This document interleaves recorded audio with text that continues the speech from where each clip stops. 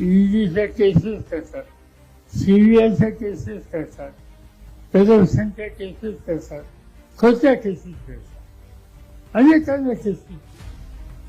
माझ्या केस केली, कशासाठी माझ्या केस केली तर राज्य सरकारी बँकेमध्ये काही झालं त्याच्यात माझ्या केस केली.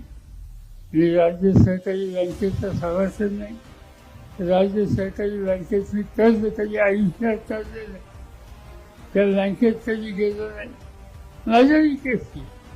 आणि नोटीस आली या ईडीच्या ऑफिस इथं येतो निघाले. परत सगळे अधिकारी आले, हात जोडले, येऊ नका येऊ नका, आमच्याकडून चुकून येतो आणि आता आल्याशिवाय भरवत नाही. शेवटीची नोटीस थांबली त्याची.